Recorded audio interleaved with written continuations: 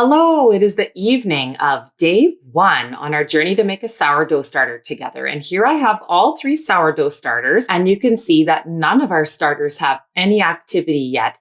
And that is totally normal and to be expected at this point. And there's no need yet to discard because we're still building up the population of microorganisms at this point. A quick tip is to remove your rings before you go ahead and mix your starter, because when flour is mixed with water, it creates almost like a glue and it's incredibly difficult to get off. So now we'll go ahead and add our 30 grams of our unbleached, fresh, hopefully organic, all-purpose flour. And we're going to do that in a 1-to-1 ratio, being 1 part of flour to 1 part of liquid.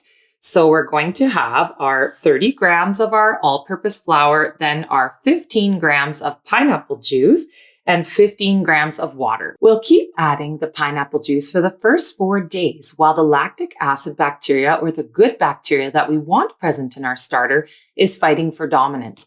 Once it establishes itself, after about 4 days, we no longer have to worry about trying to create the acidic environment. And remember that if your pineapple juice or your water are cold, then you might want to slightly heat it up, because if it is cold, it will definitely inhibit the growth of the bacteria.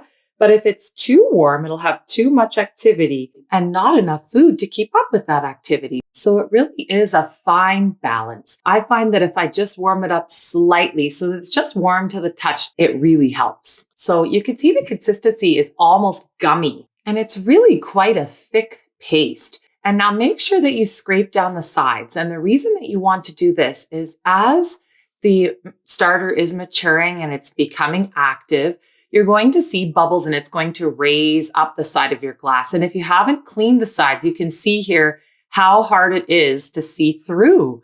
So you'll want to be able to see where your starter has risen up, and it may even drop down by the time you see it again.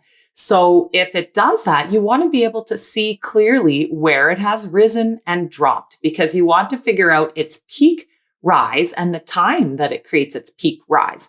And the only way you can do that is having a nice clean sides on it.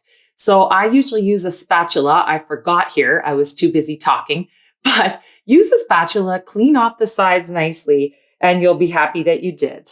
Then simply cover it back up with your cloth and elastic to keep all little critters out. And then remember to raise the level of your elastic, because you now have 120 grams of starter. Like we talked about this morning, if you live in a cold climate, you'll place your starter back into its nice warm spot. And if you live in a warm climate, you'll put your starter back into its cool spot.